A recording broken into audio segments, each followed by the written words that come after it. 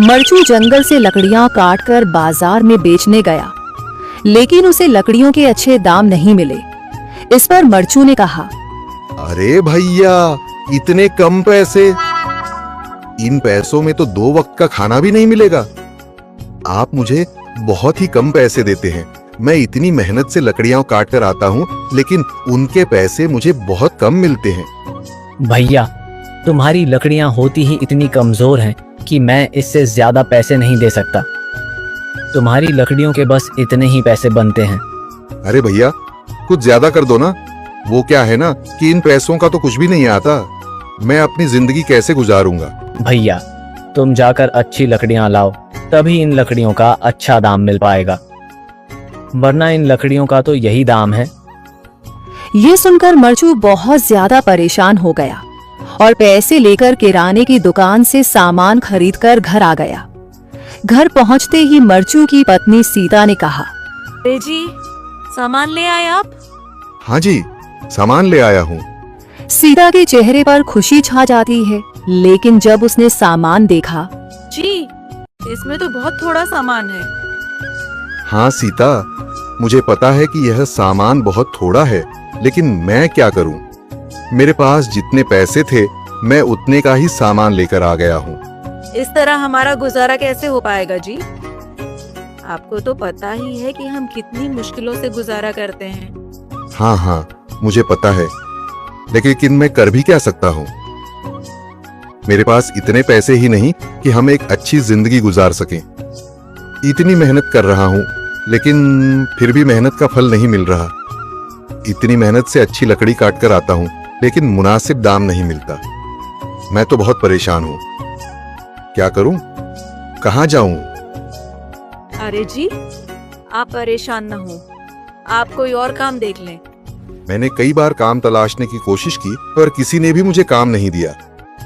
ये सुनकर सीता भी काफी ज्यादा परेशान हो गई। मरचू से सीता की परेशानी नहीं देखी गई। उसने अपनी पत्नी सीता से कहा, मैं फिर से जंगल की ओर जा रहा हूँ। अरे जी, अभी मत जाइए ना, वैसे भी शाम हो रही है। आप कल चले जाइएगा, अभी मत जाइए। ठीक है, अगर तुम रोक रही हो तो मैं नहीं जाता। मैं कल चला जाऊंगा। इसके बाद मरचू गांव में घूमने के लिए चला गया। तभी उसे एक आदमी मिला और उसने कहा, कहाँ जा रहे हो भैया? और सुनाओ, क्या हाल चाल है? जिंदगी कैसे गुजर रही है? अरे भैया, तुम्हें तो पता है कि लकड़ियां काटकर कैसे गुजारा होता है। हाँ भैया, तुम सही कह रहे हो। और आसपास के जंगलों में अच्छी लकड़ियां भी नहीं है। इसके लिए तो जंगल के अंदर जाना पड़ेगा। पर जंगल के अंदर तो काफी सारे जंगली जानवर होंगे। मुझे बहुत डर लगता है भैया, मैं जंगल में कैसे जाऊंगा?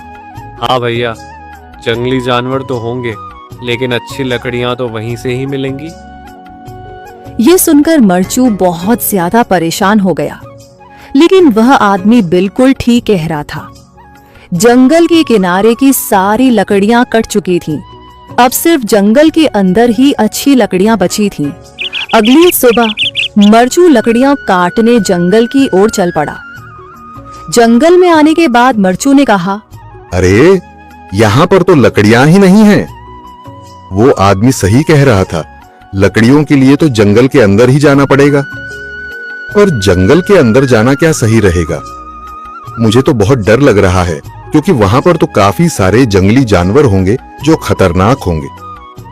अगर आज मैं जंगल के अंदर नहीं गया तो मैं आज घर पैसे लेकर नहीं जा सकूंगा, और फिर जब पैसे नहीं होंगे तो गुजारा कैसे होगा? मरचू जंगल के बाहर खड़ा सोचता ही रहा और फिर उसने सोचा, अरे, यहाँ पर भी कोई मजबूत पेड़ दिखाई नहीं दे रहा जिससे मैं लकड़ियां काटकर घर ले जा सकूं। लगता है और अंदर जाना पड़ेगा। यही सोचकर मरचू जंगल के अंदर चला गया। अंदर जाने के बाद उसने इधर उधर पेड़ देखे, पर उसे कोई भी अच्छा पेड़ दिखाई नहीं दिया। यह सोचकर मरचू जंगल के और अंदर चला आया।